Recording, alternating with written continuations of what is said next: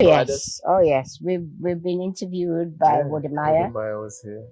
and excellent feedback from that interview. Yeah, the I first one was mean, in 2019, I think it yeah, was. Yeah. and that was brilliant. We had so many contacts from that, and we also were interviewed by Ivy Prosper, and we've also had very good Yeah, that feedback was from good that feedback. also. Yes, and you are the third one, I'm the third one. so three times lucky. Watching Kwaminat TV, like, subscribe, and share. Today, I am going to talk to one of my aunties, and I say my auntie and uncle. There's Marcus Garvey Foundation chairperson and the secretary. I'm going to talk to them because they have Marcus Garvey Foundation, and the first person who interviewed them was Wode Maya. I had this opportunity to also interview a person that Wode Maya has interviewed. I mean, it's my great honor to go and interview or to go and talk to this Jamaican family who forms Marcus Garvey's Foundation here in Ghana, in Kokrobete.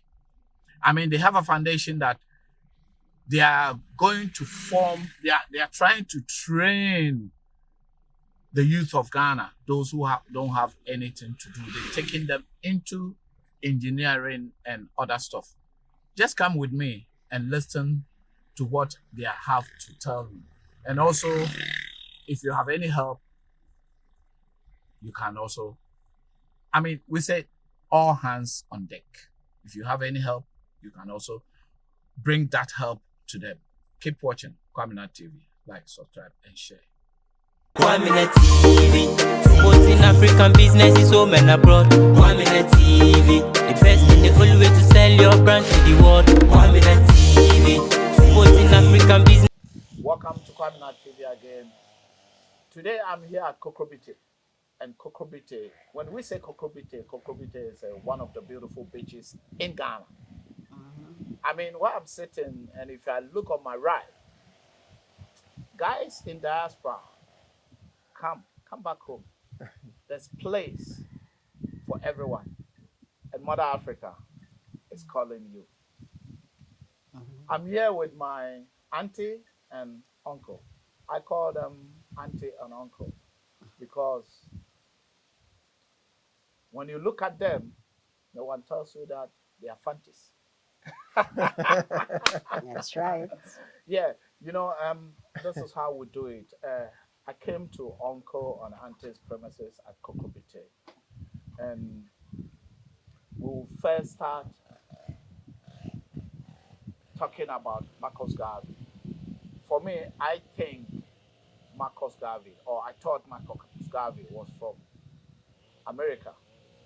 And not Marcus Garvey is from Jamaica. And where we are now, there's a Marcus Garvey Foundation. That's right. And uncle, I think you are the head? No, I am the secretary of the Marcus Garvey Foundation. The secretary of MMG the Foundation. I'm the secretary. Yeah. So I think first they will introduce themselves, then uncle will give us rundown about Marcus Garvey organization. Yeah, so mom, you first. Okay. Yes, my name is Budasi Mariam, and I'm the chairperson for the Marcus Messiah Garvey Foundation. And I was born in Jamaica and was in the UK, and now I'm home. I'm in Ghana. We've been here now for how long? 18, 19 years. Nearly 19 years. So we are home, and we are imploring all our diasporan friends, family, and foes to come home. And uncle? Yeah. Well, my name is Neville Buchanan, also known as Grandma Malacott. I was also born in Jamaica. I was born in Hanover, the beautiful parish of Hanover in Jamaica. So there's a Hanover in Jamaica? Yes, there's a Hanover in I thought Jamaica. Hanover is only in Germany. In Germany. That's what the Germans think. No, Oh. but I think they brought it to Jamaica too. yeah. Or they stole it from Jamaica. Right, that's true. That's a thought. Yeah. Yes, I was born in Hanover. Then, as a small boy, my parents took me to the UK, where I spent a long time, like 30 years, almost exactly 30 years actually. And then after that, in 2003, I decided to come to Ghana permanently. Permanently. Yeah. Uncle, you decide to move to Ghana Yes. permanently Yes. without any thought Oh, or without any we had a plan. plan. We had a plan And why because Ghana? um, well, I think we initially we visited Gambia. We visited Gambia. We went to they have a homecoming celebrations there once a year where you go and visit Kunta Kinte's village and all of that. Yeah, yeah. We went there, and then we wasn't too sure. But then we came to Ghana. My wife had already been to Ghana previous to that, way back in the early 90s. All right. And she actually bought this place. Oh, at that time? At that time, in the early Wow. 90s. Yes. Yes. 93, actually. 1993. Yes. Yes. So we decided to come to Ghana and start building. That was in 99. We went on like that for a few years. We hired contractors and so on and so forth. But as you know, if you're building and you're not here, many things can happen. No one tells you that. No one tells you. Well, I we think learned everyone we had learned at a experience. very early stage. Yeah. Then you did very well because I think even I'm still struggling. Mm. No, I think if we had stayed in the UK and still sending money down, we'd still be there sending money down and the house would be finished. That's it. It is So I think it's in 2003 we decided that, look, if we were serious about this project, one of us had to come down and supervise it because we were just sending money down and people were they'll mess you up. misusing it and wasting it. Yes. So eventually in 2003, they decided that I had a job in the UK. I decided to leave the job and come down and finish building, complete the building. And now. And we completed it in what, by 2005, the Yeah, house was finished. 2005. Took us 2 years. Within 2 years. Yes, and previously we've been sending money down for 4 years and there was no It's progress. nothing, yeah. So I came down and Mhm. So it's an advice for people really, if they can afford to, or they're in a situation where they can come and supervise the work themselves, then it will be better for them rather than sending money down to contractors. You're wasting, you waste a lot of resources that way. And I think even if you are not ready to move to come and stay, use it as holiday. Come, Yes. stay that within that time there you are on holiday. Yeah. Build your house. Yes. If you are here, things are different. Yes. Do what you can within that period. That's it. If it's Yeah. 1 month, do what Do you what can. you can within that period. If it's 2 months, do what you Yeah, can. yeah. Yes. And then leave it. And Really? then when you get enough money, you come back You and come you do a back little in. bit more. Mhm. Yeah. I think that's the That's the best. That's a strategy. It's That's a a good strategy. strategy. That's what most of my friends are doing now. Yeah, that's a good strategy. Yeah. And you have an organization called Marcus Garvey's Foundation. foundation. Yes. So the Marcus Garvey Foundation was established in around 2018. I think we established it. We established it because we felt that Marcus Garvey was perhaps one of the main reasons why we decided to come to Africa. Because all of us growing up in Jamaica, we were taught about Marcus Garvey because Marcus Garvey is Jamaica's first national hero. Yeah. He's our first national hero. So, so we all grew up learning the philosophies and the opinions of Marcus Garvey. Okay, with some people, the teachings go through one ears and come out through the other. That's it. They don't take no notice. But with some of us, it's stuck. Because Marcus Garvey he believes and he taught certain things that they're like eternal truths. It's like they will remain true forever It's because they're it's like basic truths. Yeah, it's like how, let me say some of them, he prophesied. Yes. Yes. He prophesied and it came true. It came through. They've come through. in the sense that he's always encouraging people to be self-sufficient, to be self-reliant. You know, you see how relevant that is now, because here we are in Ghana, and Ghana, and all of us as Black people, we need to learn that idea of self-sufficiency and self-reliance, coming together and doing our own thing rather than expecting other people from outside to come and do. To come and do for us. That is basic Garvey principle, and that principle will be alive forever until we get ourselves together and do what the things that we're supposed to be doing. Yeah. Until we do what Marcus Garvey tells us to do. Yeah. Because Kwame Nkrumah said that forward ever, backwards never. That's right. Yes. So if we don't see that we have to help ourselves, who is coming to it? Can anybody from outside, or Europeans or the Americans, or can they come and help us? No. Have they even helped us before? Nope. No. They've destroyed us. They've destroyed us. They have destroyed us. Then we're going to go back to, you're from Jamaica and moved to England. Yes. Tell us a bit about England before we come to you, man. Oh, well, I mean, I was taken to England when I was 10, 11 years old. You know, that's a standard in the Caribbean, because I think after you're 11, you have to pay full fare. That's it. So by the time you're 11, your parents We'll just take you out. will take you there, you know. I don't think it's only Caribbean. I think here in It's Ghana here as well. Yeah. So by the time you reach that age, if you hit 12 years or Yeah. 13 years, they won't even give you a visa easily. Ah. Yeah. Wow. okay. So, you know, way back in '73, I went to the UK. It was a huge culture shock for me. Yeah. The place is cold, it's dark, it's damp, everyone is, you know, huddled around a heater trying to keep warm, you know. That's true. So it was a huge culture shock. Educationally, it helped me to a certain level, because I was able to study and go to university and all that kind of stuff. Perhaps that type of education wouldn't have been available to me in the Caribbean, because, you know, to go to a university in the Caribbean, you have to be a very clever person. You know, I'm not, and I wouldn't claim to be the most clever person, but at least the opportunities presented themselves when you're in UK, and I took advantage of that, and I was able to, you know, graduate and got a, you know, decent work, job to do, earn some money. So blah, what did blah, you blah. study? I studied mechanical engineering. Oh, wow. That's fantastic. Yes, and then we went off into computing during the 90s, when the whole computer IT thing took off and all of that. Started, yeah. Yeah, that's where the money was in those Yeah. days. So I think that's where the money is it's now. still Now. there. It's still there. It's still there. So, you know, we branched into that.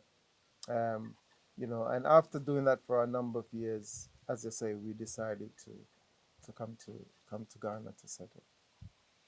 Keep watching Kwaminat TV, like, subscribe, and share. I'm still the youngest football. We are still on Marcus Garvey's foundation, but before then, we'll catch you back.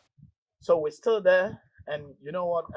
This time I'm going to ask a bit from Auntie as well. Auntie, Mhm. so you also moved to UK, Yes. and Yes. when was that? We moved to UK when I was 14 and a half. We joined 14? 14 and a half, just about. And Teenager. I was a teenager. And most of the Nearer leaving school, because it was on the last part of, I think I only had 2 years in school left. So that was quite dramatic. Yeah, because leaving from Jamaica in the middle of your education, yes, and then going to UK, it took them about a year to assess my educational level. Wow. Yes, At that time. at that time. That was back- was in the 70s or in the 80s? No, in the 60s. In the 60s. In the 60s. I'm not going to ask any questions. I was thinking in the 70s. No, in the Mom, you look 60s. beautiful. Thank you. I'm not going to ask your age, but if you say in Well- the 60s, you look beautiful. Well, Thank you very fantastic. much. Thank you. Wow. Yes, in the 60s. Yeah. So it took them a year to assess my educational level. By that time, it was near time for me to leave school. Yes, because if you have to stay home Uh-huh. for almost a year. So then I didn't stay home. I was still at school, but it took them that long to assess what level I should be in, what grade I should be in, to basically to continue with my. So that year, it basically stopped my education that year because we didn't do anything new. Me and my friends who came from Jamaica during that period, we didn't do anything new. All that we were striving on was what we learned in Jamaica, because they didn't teach. Oh, we were going to school, but there was we're not doing they weren't teaching us anything new. They were basically just assessing us. So during that period of assessment, we just went to school, do our usual thing, and realized that even the classes that we were attending, they were too low for us because we had passed that level in Jamaica already, you know. But that being the case, it So that was doesn't which part matter. of England is that? This is in West Midlands. For West Midlands. Yes, West So that's, Midlands. Birmingham areas. Yeah, that's in that area. Yes. So then when it was time for me to go to leave school, the courier officer came and said to me that oh, they've got a job down the road for me when I'm ready to leave. So I says, there's absolutely no way that my parents is going to pay £100 for me to come here to go to a factory to work. So I refuse. So before you moved from Jamaica to England, you say you pay how much? £100? Yeah, £100. £100. And that time, Yeah, £100 is very, very expensive. they paid So £100. you being 14, that means that you paid I adult. was adult. You paid the adult fare. That's Yeah, the right. adult fare. Yes. Yeah. So that's why they take us before you reach. When you're Yes, 11, they took my take you brother in. before he reached 12. Yeah. So So they he paid didn't £45, something like that for him. But How much you it paid? took them 2 years to save that £45. Was it that time that people were buying houses for maybe £200? That's and all right. those? Yes, That's yes, right. yes. Yes. Yeah, Because I think I remember my parents bought their house for something like £1,500. Yes. They bought their house Yeah. for. My parents paid £1,000 for their Yeah. house in So Hackney. look at that. In Hackney. In Hackney. Yes. And you know, think Hackney is It's, now one of yes, the I expensive think places in when London. he sold it for about 100,000. Oh, And now it's one of the expensive places. yes. Even the rough place that we think in London now, it's one of the expensive Yeah, places. Yeah. it's been gentrified. Put it that way. It's been Gentrified, yes. Yes, so then I decided that I wasn't leaving school at that period because I hadn't finished the education level that I wanted, that I desired. So I stayed on school for another 2 years before I left. And So you went to sixth form. So Yes, that time you have to that's go to right. sixth form, year 12, year 13. Exactly. Yeah, so I went to sixth form and I did all my secretarial qualifications there, and that's why I'm really very good at administration. Yes. Left there, and then what happened? I got married and had 2 children, 2 beautiful daughters. Are they here in Ghana too? No, they're not here. They're in UK. They're in UK. And then I went to university after I gave birth to my children. Went to university, and So I you did. stopped Yes. and got married. Mm-hmm. That's interesting. And you gave birth to 2 kids. Yes. 2 beautiful kids. 2 beautiful daughters. Yes. And then say, no, I haven't stopped that. Education must go on. Yes. So you Absolutely. started educating I yourself started again. Yes. So then what happened? And Tell then me. I went to university and I studied social science. Then from there I came out and I started to do some training. Yes. And trained for a couple of years, and then I decided to go and do my teacher training. So I did my teacher training in Huddersfield in Leeds, and that for a year, my my postgraduate education. And then I came back from Huddersfield back to West Midlands, and then decided that if I didn't get a job in West Midlands by the time I'm in end of March, which is my birthday, I decided that I was going to London. So I went to London when I didn't get a job after applying for several. And I was there in London in April, May, and I met this wonderful man in June. Wow. On the 10th of June. Wow. Yes. There you Still go. remember the date? She I still remembers the remember date. the Wow. date. Wow. 10th of June, 1997. For 1997. Yes. Okay, that is beautiful. 1990s, where was I in 1997? I was in Germany at that time. Anyway, yeah. Uh-huh. I was in Germany, but at that time, 1997, I was married to a German woman. Okay. Okay. I got Oh. married to a German woman too before, Uh-huh. before you achieve anything, you have to go Okay. into it. But yeah, she was good. So we've been to Ghana, I think 92. We've been in Ghana 95. Mm-hmm. Was the first. I met her 92. We got married 93, and 95 we came to Ghana for the first time. Okay. Yes. Right. Lovely. So Yes. Mhm. So Tell that me a is bit. basically, and that's when we started, so I journey. said, it started our journey.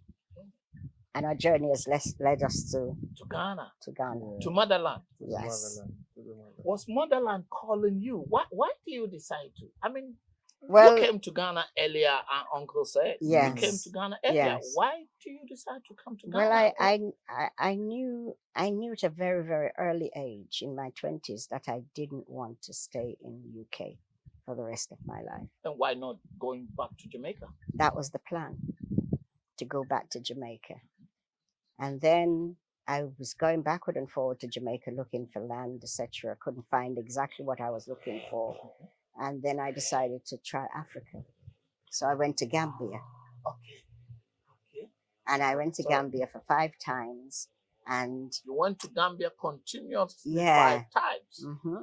thinking that may be the That was place, the but 90s. it still did in the 90s. This is about 90, 92, 91, 92. Yes. Auntie, And then Gambia did not hold yeah, me. hold you. Yeah. Yes. Mhm. Something was You are not something finding there. something- It didn't resonate somehow. And then I decided, okay, that's it. Gambia is not the place. So let me the try next let gene. me try Ghana. That is the next gene. That's right. So I called the travel agent and I said, find me a flight for Ghana. I didn't know anyone here. Oh, you did not have any connection. No in Ghana. connection at all in Ghana. So, and then the night before I was due to leave, a friend of mine, she was here on Saturday actually, a friend of mine was getting married to a Ghanaian. She's a Jamaican who's getting married to a Ghanaian. Okay. And then I went to see her to tell her that I can't come to a wedding because I'm going to Ghana. Ghana. So he said to me, he says, where are you staying? I says, I don't know. I'm just going to come off the plane, get outside, find a taxi to take me to the nearest hotel. And he That was said, bold decision. and he said, don't worry, let me phone my friend. And he phoned his friend and asked him to come and pick me at the airport and find me a hotel. And that is how, when I came off the plane for the first time in Ghana, I knew that this was the place. I was about to ask you, when you came off from the plane and landed, and what did you see around you? Well, Only people. Like what you? I saw, it wasn't even the environment, it was the feel. It was the emotion. It was the feeling. It was the touch. It's no one around me mattered at that time. When I came off the plane, the warmth and the welcome and the emotions that I feel when I come off the plane in Jamaica, it was the same feeling I felt when I came off the plane in Ghana. Do you think your ancestors were calling Oh, you? there's no doubt. They weren't calling me. They brought me home. Brought you home. They didn't call you. They brought you home. They to come brought home me home. because you've been to Gambia Yes. I've been to Jamaica several times. several times, twice a year, and couldn't find anywhere in Jamaica. So what happened? The moment you landed, they take you to hotel. This is very interesting. How did you manage to? I mean, the first time you bought land from here. That's right. I came for 4 weeks, and I said to my friend, well, my friend now, it was the gentleman that my friend's husband had introduced me to. I said, oh, after about 2 days, I says, I'm looking for land in Ghana. So can you find me some land? And he says, okay, no problem. But he didn't take me seriously. On my third week, coming to my 4th week, I says, oh, have you found me some land? He says, oh, I didn't think you were serious. I said, oh, why? I'm serious. So then he took me to a lady that works in Lands Commission. He took me to a lady there, and she's still my friend. And she introduced me to someone who can introduce me to some land. And they said, so what are you looking for? Somewhere by the sea, because in Jamaica, that's where I'm from. I'm just by the sea. 2 minutes walk and you're at the sea. Just like where you have here. Exactly. So I'm looking for somewhere by the sea. Yes. So they said, oh, I've got the ideal place. So they took me to Teshinungwa. And they showed me around some sites, and I said, no, this is not the place. And then they took me to Tema. Tema, yeah. And the sea was there and everything is there. I says, nah, this is not the place. And they took me to another place in Teshi. And showed me around. We walked around, looked around. I says, no, this is not the place. So they're going, oh, madam, I don't know what else. So then they called me and says, oh, we know somewhere. You may like it. So they asked me to meet them in McCarthy Hill. McCarthy Hill, yeah. We met them in McCarthy Hill at the petrol station there. The petrol station is no longer there. Oh, all right. They have broken that now. And we met there, and they brought me into Kokobiti here. And they had to chop the bushes from all the way down to come up, and come up. This is from all the way from the town coming up, because there was no houses. There was no, I was about to say it, because there were no houses. Days, so they chop all the bushes around there. Yeah. Yes, and we came here, and I think it was almost on the same spot. I stood here and I said, "This is the place." Wow! And they looked at me as if, "That's amazing. How do you know this is the place when it's all bush?" I says, "I don't know, but this is the place." That is very interesting. It's, keep watching Kwaminat TV, like, subscribe, and share. This is a beautiful story, and this what we are in now is a diaspora talk. A diaspora talk is just to share our experiences.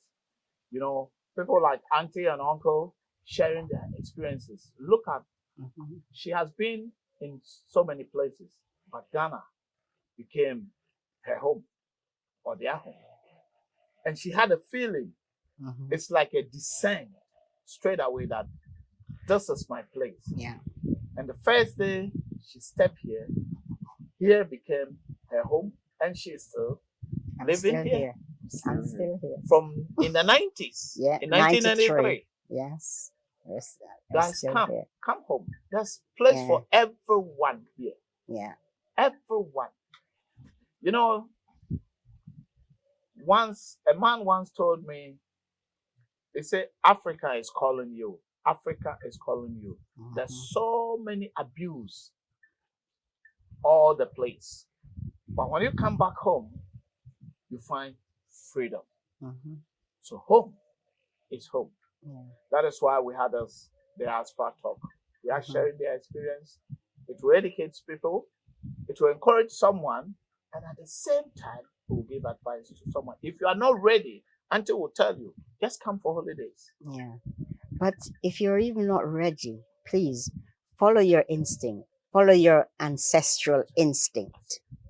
Yes, because as I said, and I'll always say that, our ancestors wanted to come back home, and they were not able to come back home for all the atrocities that was placed on them, etc., they were not able to come back home. But they are sending us home to represent them. My ancestors have sent me to Ghana to represent them. Yes, I know that for sure. This is very touching. I mean, it's very emotional. Mhm. You see, the ancestors are calling everyone back home. I mean, because they know that it's all Africans who can develop Africa. And they left everything for us here. Mhm. And we have everything. We just have to come and focus on what we are doing. I don't think Africa is poor. Africa is one of the richest continents in the world. We are here. We are the only one who don't see it. We see it in a far place, but it's just right here. Once a Nigerian guy told me, you see, you Ghana boys, money is on the ground here in Ghana, but you don't see it. But look at me. I came here a few days ago and see what I've started. In the next 3 years, you'll see me in different level, and it is true. Mhm. You know, there's a phrase in Jamaica that says, "Wa feel can be unfeel. Well, Phil Wa feel can be. can't be unfeel." So what does mean?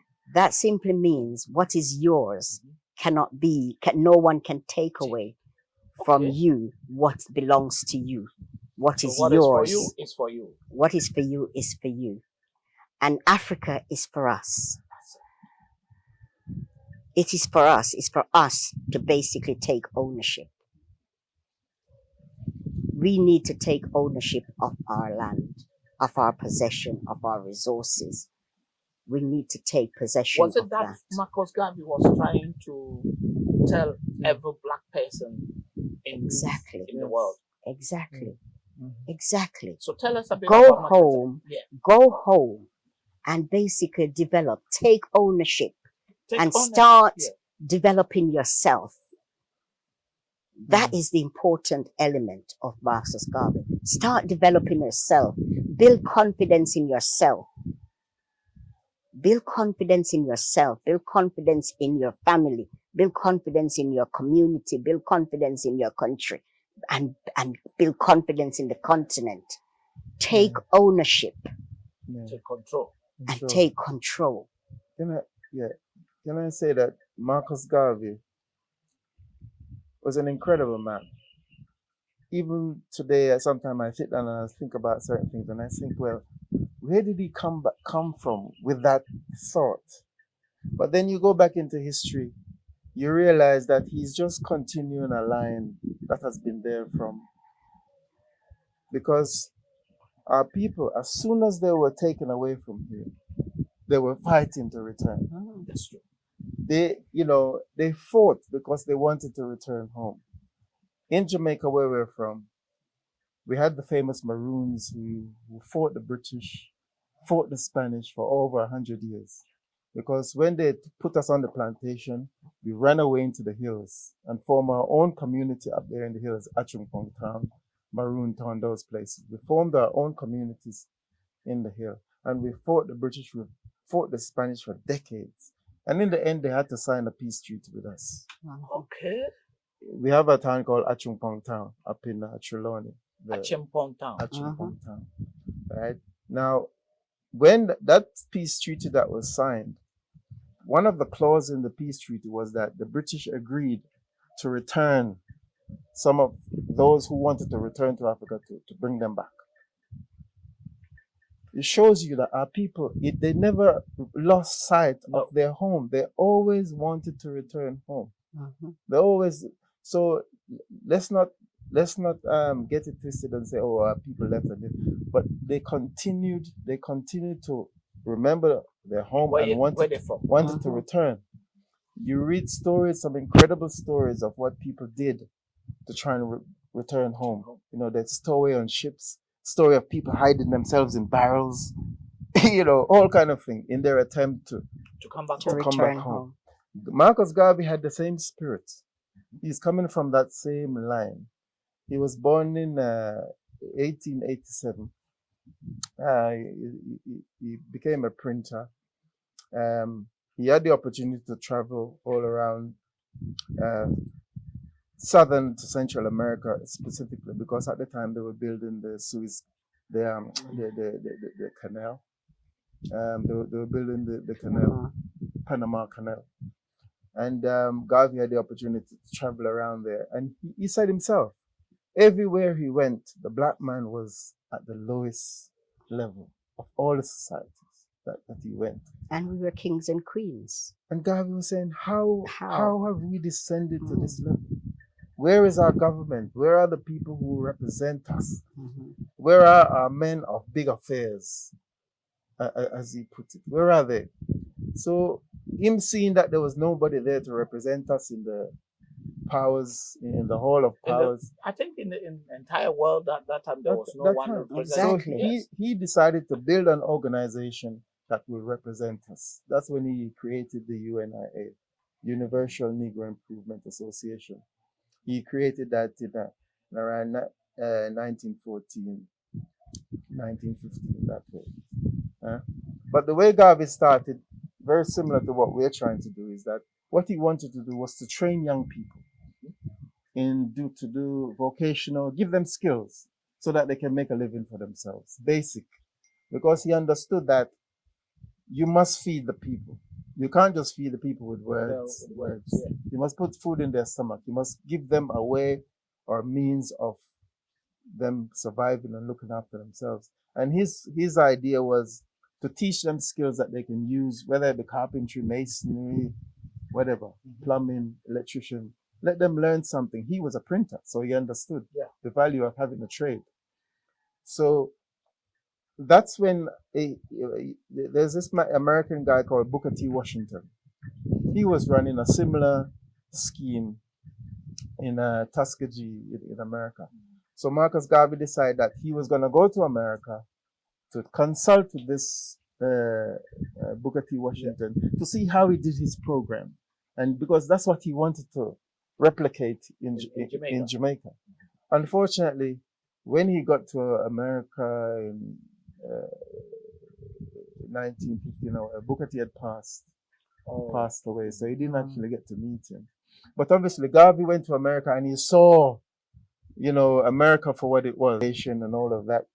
But at the same time, within the black communities, the black people actually ran their own businesses.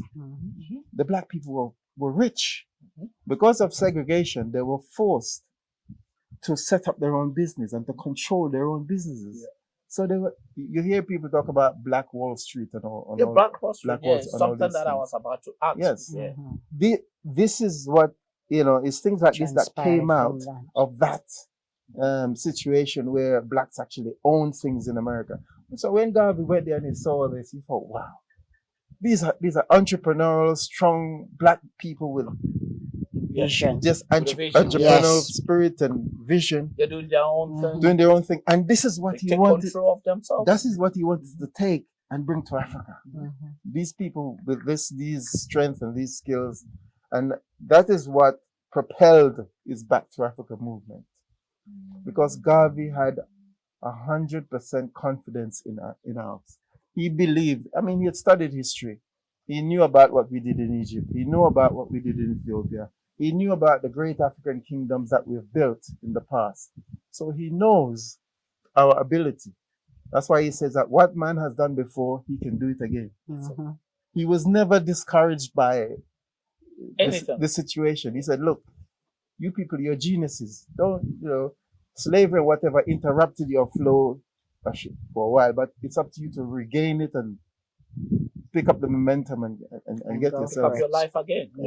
And get yourselves going. Yeah. So that is what Garvey was trying to do with his UNIA organization, to encourage the black man to use his skills, use his initiative, use his brains, and come to Africa where there is land, because you believe you don't have power unless you have land. You must have land. So this is where the land is. So come, develop the land, and take your rightful place in the world, which is, we should be one of the most powerful nations in the world. That is what Marcus Garvey was about. And That was about over 100 years ago. About 100, Yes, more than over over 100 100 years ago. Yeah. But the thing that is so poignant right now is that happened over 100 years ago, and it's still relevant today. It's still relevant today. Our people need to take stock of that. Yes. What do you That- think? What do you think Africans are doing wrong, or Black people are doing wrong? What are we doing right? That What is are the we- question we need to be asking ourselves. What are we doing right? You know, at this moment in time, we are just not trusting each other. We are not trusting each other.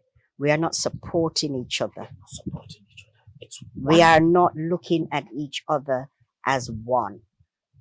We are all of the same people.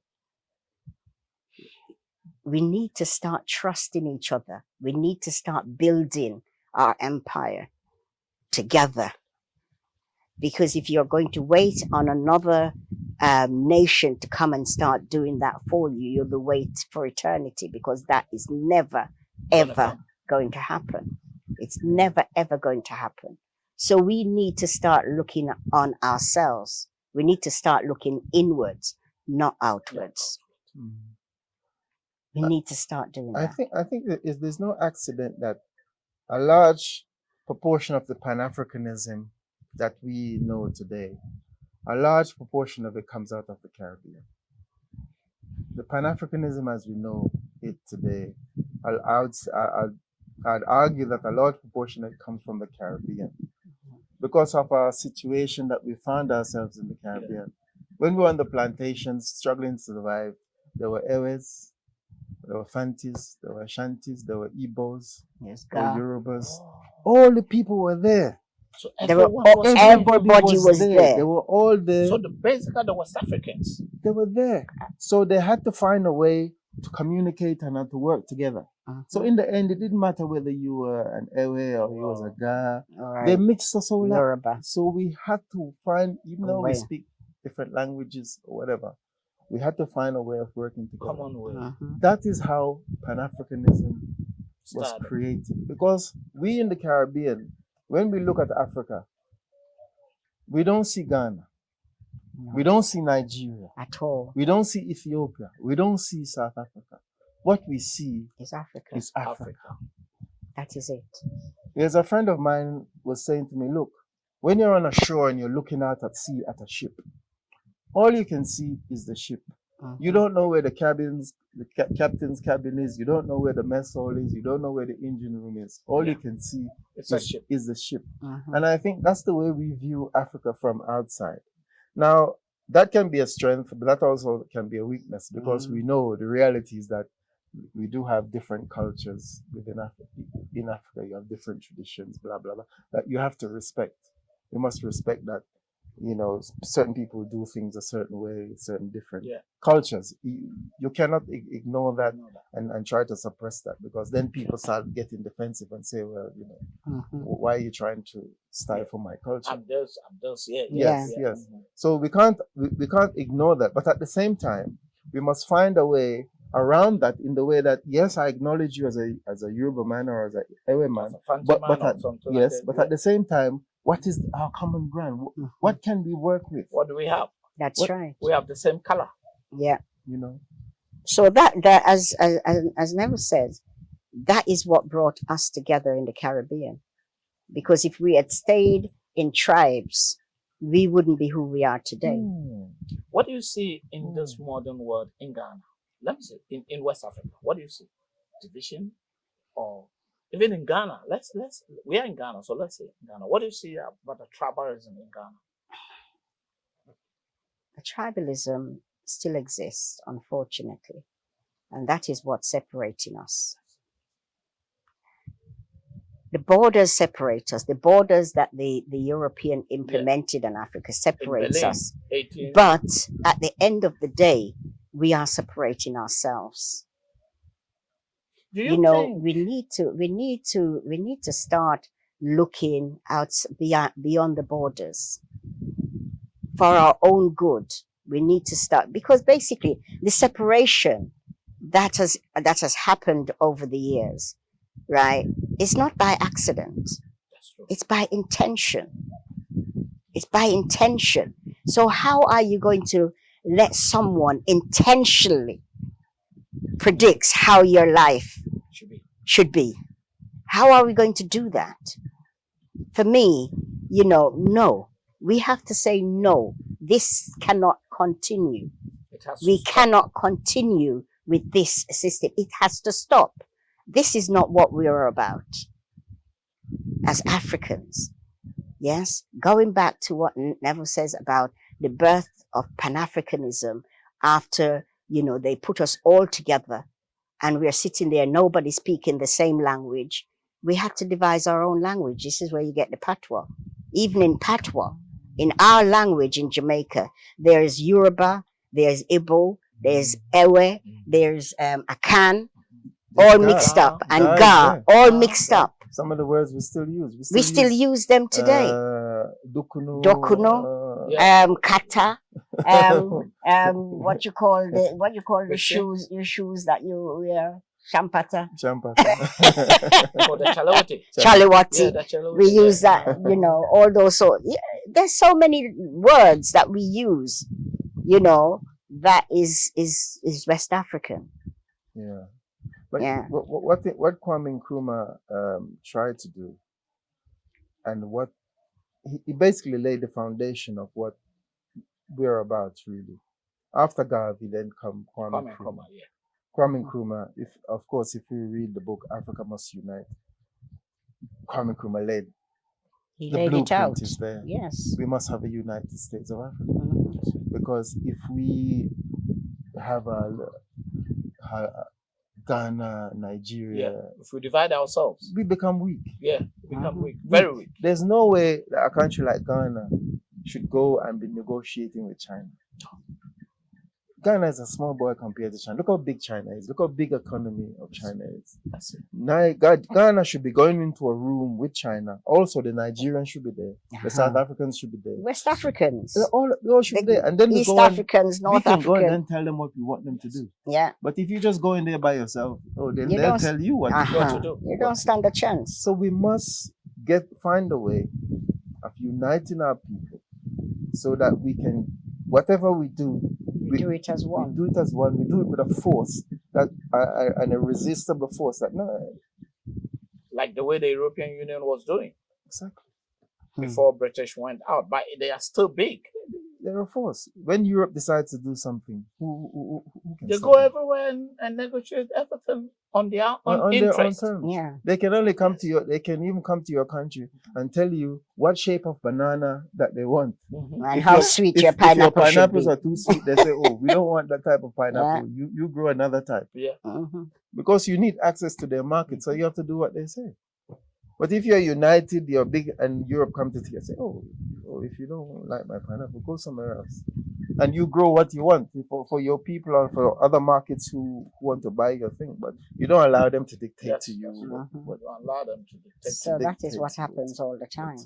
So let's go back to the foundation Mhm. that you have here. Yeah. What are you trying to do, and what help are you trying to give it to the youth? The main purpose of the MMG Foundation is to build a Marcus Garvey Center here in Ghana. Okay. We want to build a Marcus Garvey Memorial Center here in Ghana to perpetuate and to represent the teachings of the Right Honorable Marcus Messiah Garvey. The center, as we see it, we envisage it to be a world-class technical center, because Marcus Garvey is always teaching us that we should major in science and technology. He teaches us that it is the people who master science and technology. These are the people who end up ruling the world. This is what he prophesied over 100 years ago. And we can see it right in front of us. The people who come here and tell you what to do, it's the people who are comfortable within themselves. They've got satellites up there looking at That's you. true. That's true, yeah. If you don't do what they tell you to do, then they just they pinpoint you. You know, we need to develop technology that will counter all of that, or is equivalent to that, or better than that. We know we can do better anyway, right? So this is what we need to do. So the center is about encouraging African excellence in science and technology, and in all areas of human endeavor, really. Currently, we're starting with providing not necessarily the ones who have been through the education system complete. We have a lot of young people around us who perhaps didn't get the opportunity to finish their schooling, but still there's lots of creativity and skill they have within themselves. So what we're trying to do is help them to bring that out, help them to give them skills so that they can create some kind of, similar to what Marcus Garvey tried to do over 100 years ago. We're not doing anything new, really. We're not reinventing the wheel. We're just continuing the works of Marcus Garvey. So we are trying to put together courses, vocational courses, training in electronics, electrical engineering. We want to measure on solar panel, solar Solar system. Yes. Because here in Africa, look, there's a lot of sun. We're blessed. We're blessed. We are blessed. Not only sun, but there's wind. The wind is blowing off the sea. We should be utilizing all of these things to power. We shouldn't be having light off and doom so and all these things. Mm-hmm. So we're trying to encourage use of solar energy. Of course, that leads on to more, things like motor mechanics. Because that battery-powered cars is the future. That is coming, and we in Africa we need to take the lead, or we have to be up there in the lead in revolutionizing our transport system. That's true. Our people are suffering too much. People are suffering too much. Yeah. And just to go to Accra to work, you have to wake up 3 o'clock in the morning to catch a train. That is true. If you don't go, you won't get to work before 9. You won't get to work. Come on, we cannot continue like that. Transport system here is ridiculous. We can't continue like that. We can't. So what we're trying to do is give skills to people so that they have options, so that they can use their own intelligence to see opportunities in the market and use their intelligence, their initiatives. Because if we're waiting for government to do it, my friend, it's not going to happen. Unfortunately, it's not going to happen. We have to encourage the local people to take the lead. What you realize is that those candidates we are targeting are the ones who basically had finished, is it SS? SS. Yes. Had finished SS, but can't afford to go further. Can't afford to go to uni or college. Exactly. Yes, for whatever reason. Those are who we're targeting. Yes. So we know there are intelligent youths around. Yeah. All they need is a little push up. Is a little push up. And I think that's what we are here for. To give that little push. That push up. So what do you want the audience to do for you at the moment? Or let me ask first, do you have some of the students? We've targeted some students. We're ready to start. We just need the resources to start right now. Okay. Yes. The resources from your community here? Yes, we've got people from the community, from Kokobiti, we've got people from Adenta, we've got people from Medina. We've got people from Kasua. There's so many. There's so many. There's so many. I there's believe so that. many. I know that. Yes. Yes, there are so many. There are so many young people out there that selling pure water on the streets, and we know that they are capable of more than that. We know that. Yeah. So we have to. Someone have to do something. When you go to Circle, where they have the Circle Mall, which is opposite the Vodafone. Yes. Yes. The former Ghana Telecom. Yeah, I know where. You know what I'm talking about. I tell you. See the youth. It's so sad. Some are from SS, some are from JSS. Yeah. And they cannot continue. And that place creates a lot of criminals. Yes. Yeah. Well, if you and it's not their fault. Idle hands, Yeah. But the one that gets me though, I'll be honest with you, Mm-hmm. is when I go to inside Accra inside, and I see those girls carrying these loads. Kayayo. Well, to me, I find that That is quite so cruel. insulting, because it's like a colonial thing. You It's know, still there. black people carrying Oh, things it's on still their there. heads for And, whites, and then we are continuing this thing, and these young girls, you know, they should be in a factory somewhere putting integrated circuits together, and this is what they're doing in other countries. and it's not like they haven't been to school. They're very clever. They go to school Exactly. in the north and they come down in the Mhm. south. It's basically like, as you are saying, even in Ghana, I'm not saying it in a negative way, but it's like we are enslaving some of our own people. It's wrong. Uncle, do you get what I'm It's saying? It's It's wrong. I'm not saying in a negative way, but it shouldn't be like it shouldn't this. be. You go down to a graphic road and you see them sleeping in there. That's it. In the Yeah. evenings. We need to that needs. Go to Makola in the night. I was in Tudu some few weeks ago around 12 something. I dropped someone there. The person is traveling to Aflao and they have to take a night car. And they see them sleeping there. Mm. Both men, young men and women. But the ladies are most, I won't say ladies, they are girls. Yeah. It's terrible. It's terrible. So these are the kind of things that we have to We do want to something do to something. try and alleviate. Yeah. Give opportunities where people can Yeah. have alternatives to do something else. Yeah. So So what we anticipate on doing, or what we're planning on doing, is we train the students for at least a year, minimum of a year. After the training is completed, we give them a toolkit, Buy a them toolkit tools, yeah, to go and start something for for themselves. themselves. Yes. So, and then we monitor their progress on how they are progressing, if they need any further help from us, or if they need any further help from the tutors, etc. We keep monitoring and assessing how they are doing. But it's no point in training them and putting them out there, because that is basically counterproductive without having any tool. Yes, So we want to give them a set of tools that would enable them to go out and start setting up their own business and start doing something for themselves. Because again, what Marcus Garvey says, you have to be self-sufficient. You have to build things. You have to do things for yourself. Do not wait for somebody else to do things for you. You have to start with yourself. So we need to get these youths off the streets. We need to decriminalize them.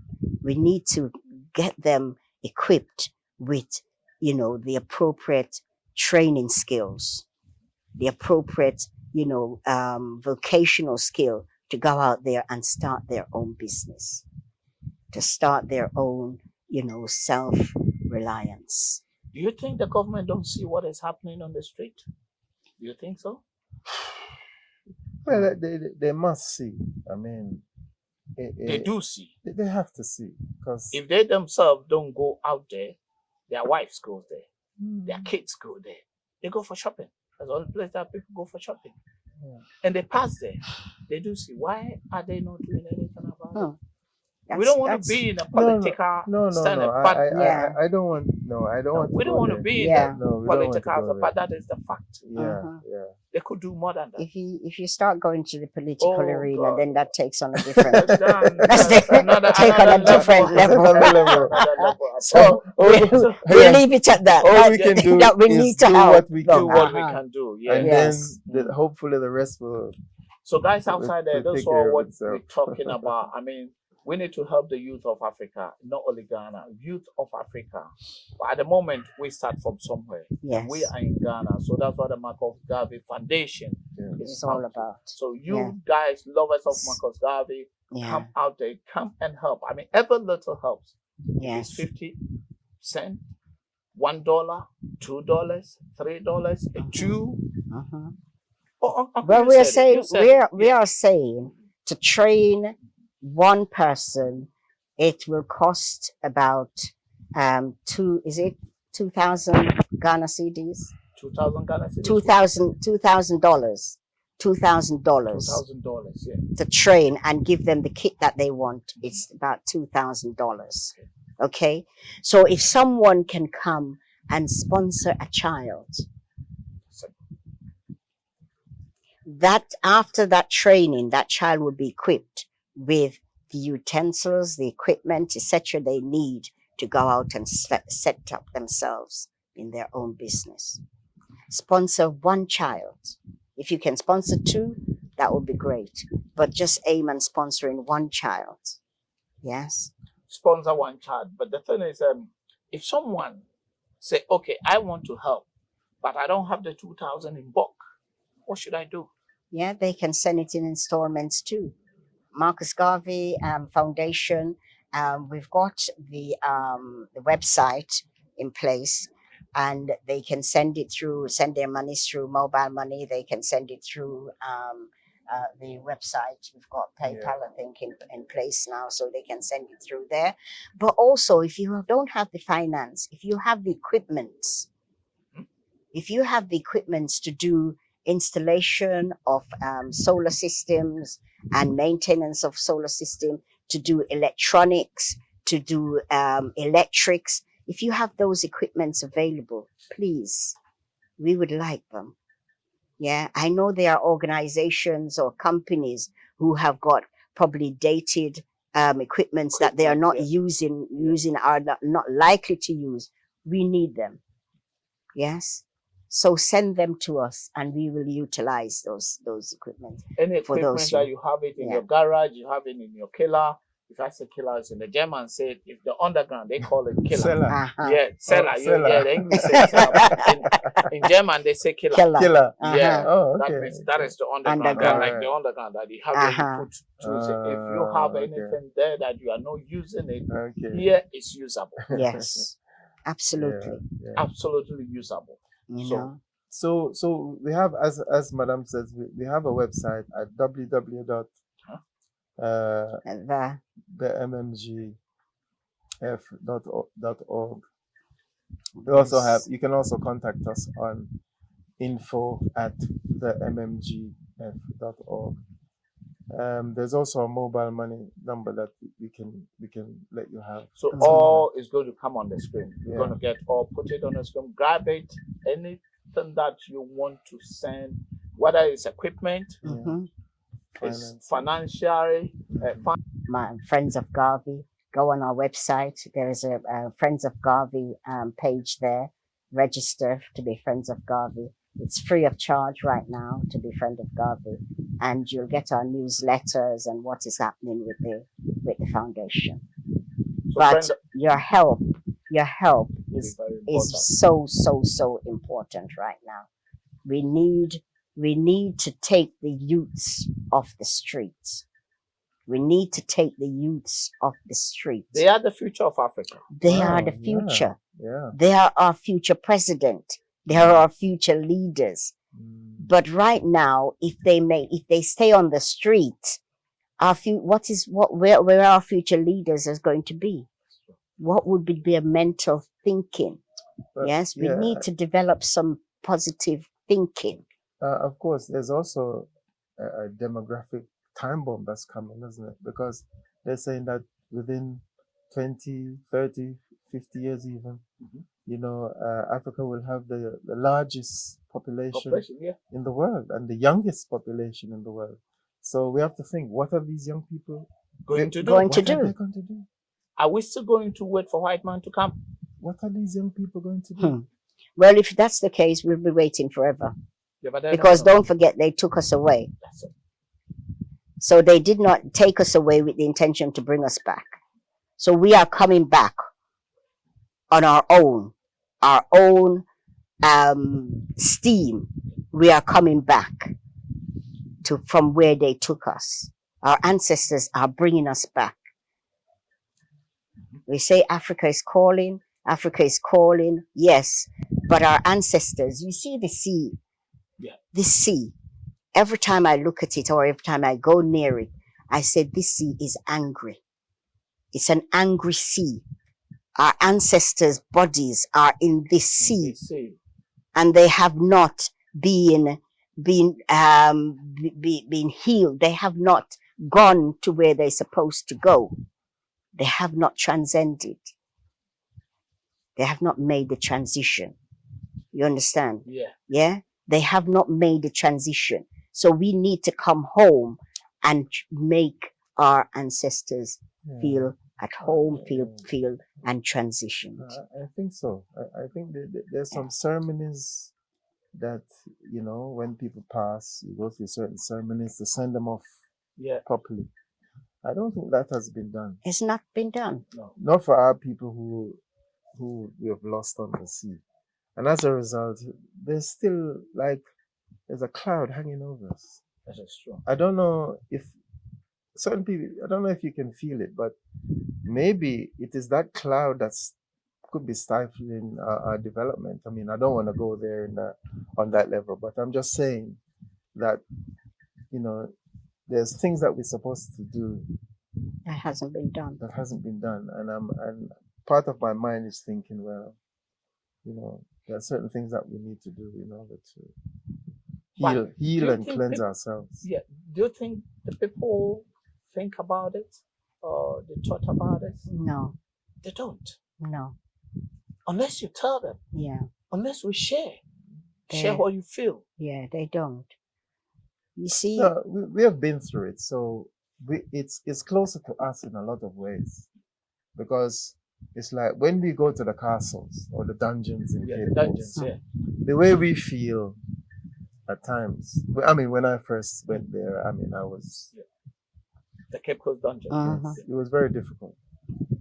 Now, I don't know if someone who hasn't been through our experience, if they go there, maybe it's just another building. They don't feel How? how possibly. Because before you feel it, you need to meditate about it.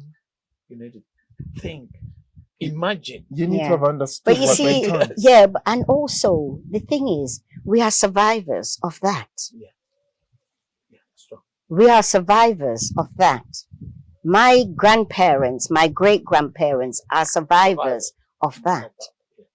So you are. That is where the emotions come in. That shit, they survived all of this to make it possible for me to come back. to home. come back home.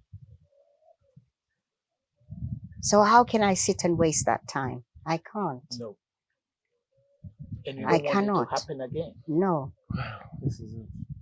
This is it. it's heavy. It's a heavy burden. It is. It is a heavy burden. It is. But you have to do what you have to do. need to You fight understand? in your You just corner. have to do what you have to Do do, what you can. and whatever you can, Yeah. forever, or however small, at least. When Let me chip I'll in be this. happy to say when I'm gone that I have done my bit. Oh, that's true. Let me chip in at this. You know that even though people are coming back home, some people are leaving the country or the continent in economical reason, Mhm. Yeah. which I think Yeah. around this time it's not necessary. Mm-mm. But they are living Yeah, and living this economical reasons. Basically, mentally, it's also you are taking yourself there to be enslaved. Really. Yes, that's true. mhm, That's Because they will tell you how many hours you have to work. mhm, You know UK, so you Yeah. know. yes, They will Oops. tell you how much money you have to be paid, yeah, how much tax you mhm, have to. They will take it from your money before it comes to your hand. mhm, So it is in there. mhm. At the end of the day, the money that you have, you pay your bills. That's it. That's it. Mhm. You're- That's you're- it. That's you're- all you can You're do. waiting for the next one. That's all you can You do. see, I am just explaining this to let you know that the moment you enter that place, you cannot come back. Oh. Just like the way our ancestors were fighting to come back. It's the same thing. One way or the other, you take yourself there but you cannot come because you not have enough money You've been to through buy your own ticket to you've come been back. through the gate of no return. That's it. But the interesting thing is, many years ago, I went to a concert by Fela, the great Fela, Yeah. Nigerian, Yeah. Fela and Kuti. Fela Kuti. And he came out, Fela, he came out and he looked at the audience and he said, no wonder they abolished slavery. Because they don't have to come to collect us anymore. We are coming voluntarily. That's it. Because he came and he saw so many black people. It was in Brixton Academy. He saw so many black people. He said, hey, you people, you're coming into slavery. They don't have to come for you anymore. This is what I'm trying to say. We are going. Yeah. I did it 30 years ago. Yeah. Well, the mentality is the grass is always green on the other side. This is what I was trying So to as much as you say to anybody, say, No. look, try and develop yourself here in Africa and try and develop your community here in Africa. Don't go there because this is, that is the wrong decision. You can't tell anybody. No. They have to go and experience it themselves and then come back. But you see. I always ask this question close to the conversation. Is it worth it for the youth of Africa going through the back door? If you want to travel and go, try to go at the right way. But going through the back door, going through Mediterranean Sea, No. is it worth it? It's not. It's not. So what advice You're risking your life. do you have for this youth that You going? say, Uncle, first. No, I think they should. If you can, let's be blunt. Yeah. It's difficult to get a visa to go there legally. Anyway, that's Because you know that they're operating a business. Yeah. You go and you apply for visa, whatever. They take your money and they don't give you anything, That's and it. you don't. Oh yes, that's you true. won't get a refund. Mhm. So it's a business for them. Yeah, that's true. It's a business. So this is what forces people to try and go Behind the back door. But that is a very, very dangerous, very dangerous. It is too dangerous Because there are people there who are preying on you. They're waiting. They're like hyenas. They're waiting to devour you. And you become, when you're in their hands, you're very vulnerable. your mom, your You're dad, powerless. your siblings, your community are waiting for you. They think you are coming back, but probably you are already. Look at recently, almost about 300 people. Yeah. So I think, there must be another way of people making themselves comfortable here. I mean, there are so many church groups, there's so many groupings. Surely these groups can come together and provide facilities for the young people so that the young people can develop within their own environment. Because once you leave your environment and go there, you're like a fish out of water. That's it. Totally. You're like a fish out of water. So although, on a level, it's good to travel because when you travel, it broadens your mind. It helps you to see more things. But if you can't do it the legal way, if you have to risk your life to do it, then you have to question whether Is it worth it? is it worth it. You really have to ask yourself that question. So, Auntie, Yeah. I'm coming to you now. There's also a young ladies, African queens. As we said, we are kings and queens. Our African queens that also travel to the Middle East and got mistreated. I think you are in Ghana, so you saw what happened 2018, 2019, Yes. 2020, even during the COVID time, and what happened to the black people in China, and what is happening now to black people in Ukraine. They don't even want them to. Some are refusing them in their border. It's a wartime. Everyone can take any car, any train, any plane at all, but they're refusing them. What advice will you have for this, our black, beautiful queens that go to Middle East and got mistreated and thrown out? Some of them cut their hands. I think young people are not given the opportunity to survive. There's no opportunities here for them. This is where the government and the communities, the churches, Jesus, the churches, The churches. they need to take control of this situation. Basically, even if these young people don't want to be members of your church, provide facilities so they can basically be trained to do something. Give them some hope.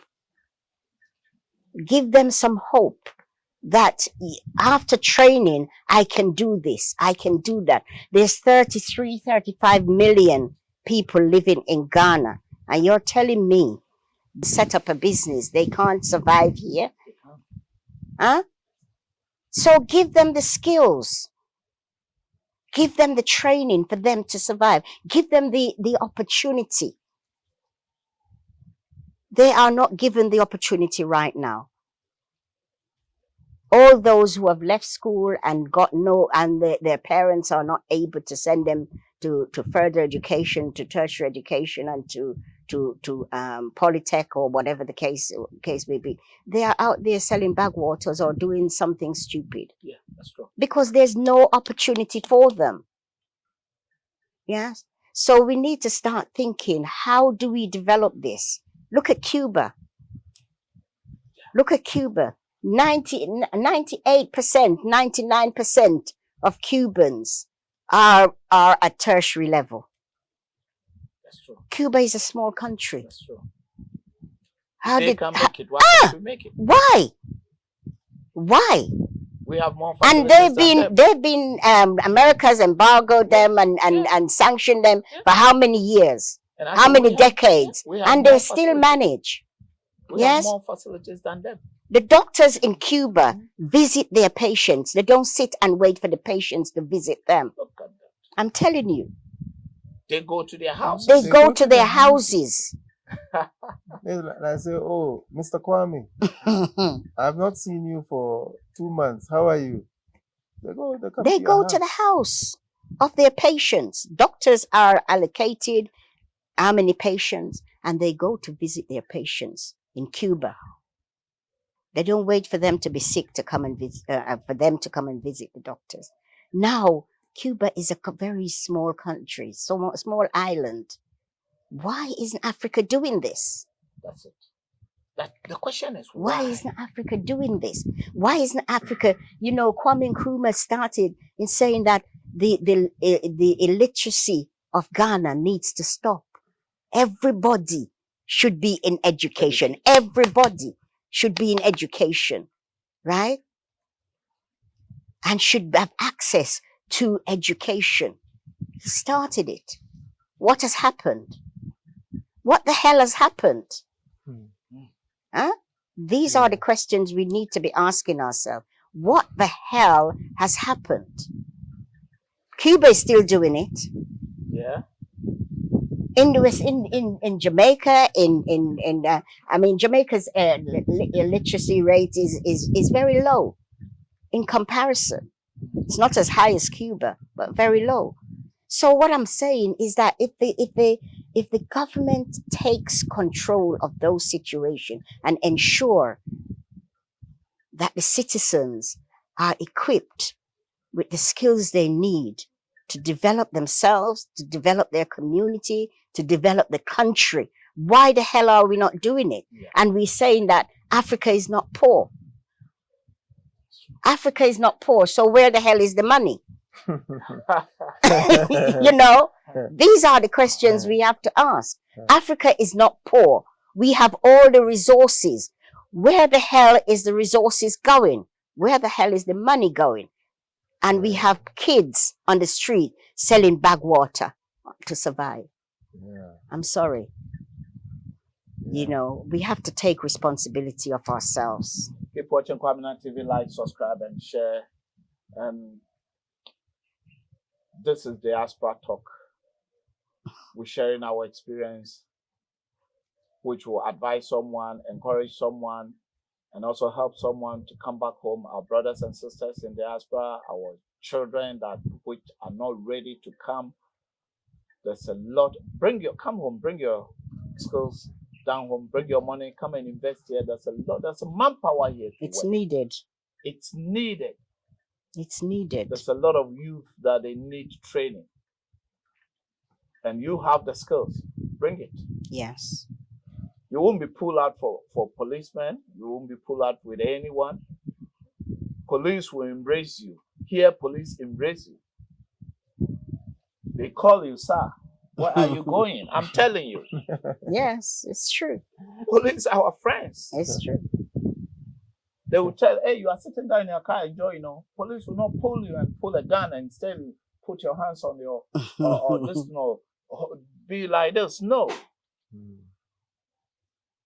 Let's come back home. Yes. Africa is calling us. Our ancestors. Yeah. Our ancestors is telling you to come home. So listen. Sometimes, I've always said that sometimes we pray for something to happen. And it's happening right in front of your eyes. But because it's not happening the way you expect it to happen, you don't think it's happening. And it's happening. It's happening. It's happening. This is happening. So listen. Listen to that sixth sense. Yeah. It's a sixth sense that we need to activate. And as Marcus Garvey says, Africa is for the Africans, those at home and those abroad. That's right. This is our home. Another Haile Selassie also said that Africa is awaiting its creators. Africa is still very much an unmade continent and it's awaiting its creators. We are the ones who create Africa, because if we allow other people to create it, they'll create it in their own image. Yeah. And it was not before Africans again. Exactly. If they create it in their own image, it will look like something that we don't recognize. That's it. It's true. So we need to create our own continent. Make it be how we want it to be. How we want to live. How we want to live. We go to America, we go to Europe, and we see these beautiful places, and we say, these places are so nice. You go to the park, it's so nice, so relaxing, the breeze is blowing. In the summertime anyway, I wouldn't go there in the winter. In the summer. But we have summer more or less all year round. Let's create those things we admire in Dubai and all these places. We can create them here. Create them here. Dubai was a desert. Dubai was a desert. Look at where we live. Look at the sea. Heaven on earth. Heaven on earth. Huh? Heaven on earth. I said Ghana or Africa is the Garden of Eden. Of course. There's no absolutely doubt. Because anything that you throw it on the floor, anything. But listen, let me tell Jamaicans, I'll tell you, anything you want or anything you have in Jamaica, please, it's right here. It's true. It's right here. The other day I had some jackfruit, the sweetest jackfruit you ever taste. Yes. I have some East Indian mango, trust me. Yes. You won't even, me turn down my pot when the East Indian mangoes come along. We have Neesberry. We have Aki, Guinea. We have everything you want. Star apple. Sweet sap, sour sap. Listen. Custard apple. So nobody think you're going to miss out on anything. You're not miss out on nothing. Trust me. We have tambourine. The uncle has to also say a bit of patois. There's a tambourine. There's a tambourine tree right up the side. There's a tambourine. We have a cashew. We have a cashew tree. Yeah. There's coconuts galore. Yeah, we're sitting under a mango tree. Listen, let me tell you something. Cherry mango tree. Africa is beautiful, right? Ghana, your ancestors want to come home, but them not leaving you there. You understand? They are not leaving you there, so they want you to come home, and the only way they will come home is if you come. That is it. We have an Artinic orange tree just down the south. That's right. You know, Artinic are the sweetest orange, right? Yeah, man, tree just right there. Yeah. And we have we have an apple tree that's coming down the bottom there. Red apple tree. You know, the Ethiopia apple. We have a dew plum tree outside there growing. Guava tree. We have another dew plum, a dwarf dew plum tree over there. So what? What do you want? What do you want? And guess what? What more can I say? Guess what? I went to Tema the other day and find some saltfish. So we have some ackee in the freezer. Trust me. marry them up nice. Yeah, Cook and curry. national dish. boy. Cook and curry. I love that. Keep watching Kwaminat TV, like, subscribe, and share. Guys, as I said, come home, whether you are in Caribbean, Venezuela, wherever you are, your home is Africa. Yeah. It doesn't matter which part of Africa you go, but your home is Africa. That's right. Bring your skills, bring the money, bring every knowledge that you have acquired in the Western land. Bring it in the Caribbean, in the South America, in Asia. Bring it back home. Yeah. Africa Let us build is calling it. for you. Yes. Let's build Africa together. No one can build Africa for us. Yeah. Only Africans can build Africa.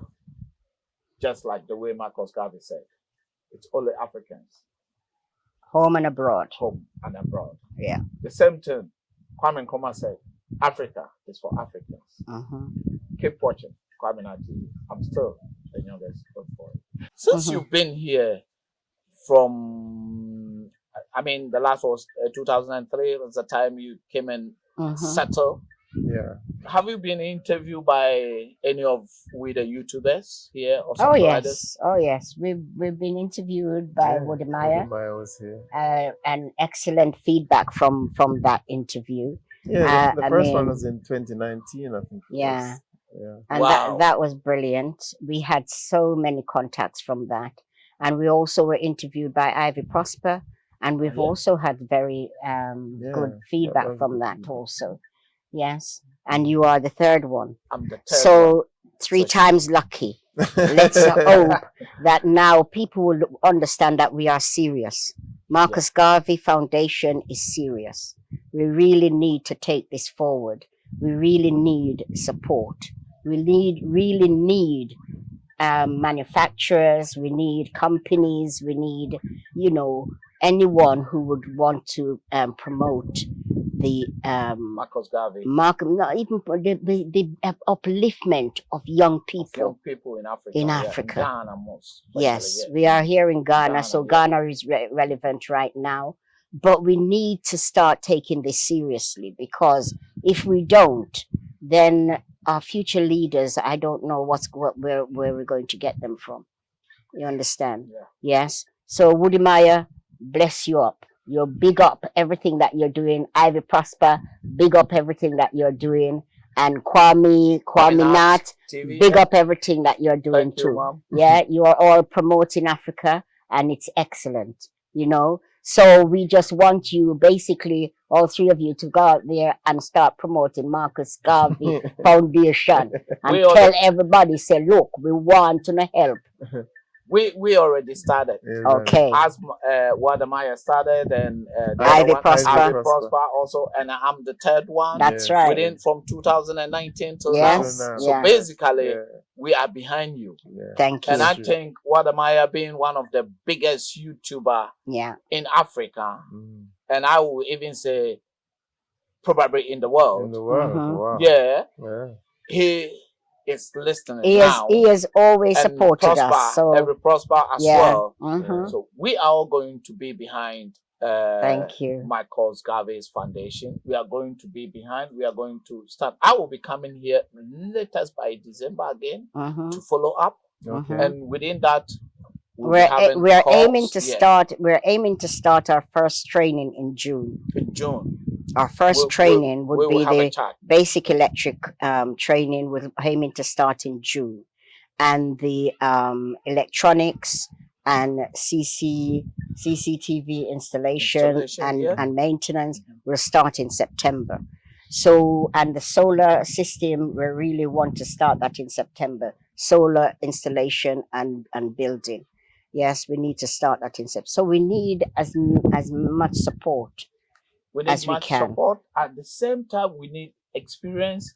People who are is also in this field, which they can even teach the kids. Yes. We need you. If you are over there, and if you come in for holidays, and if you even can come around and teach for 1 week, 2 weeks, like Yeah. a voluntary, Mm. it is very, very important. Every Excellent. resource that we can lay our hands Yeah. on, come. The time is now. The time is now. The time is now for us to start thinking of Africa, of start looking at inwards as to how we can build Africa. The time is now. So please, let us do it.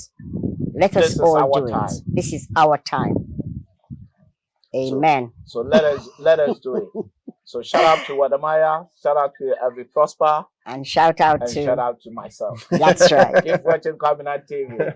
I'm still the youngest old boy. Big up. Thank you. Big up. Big up.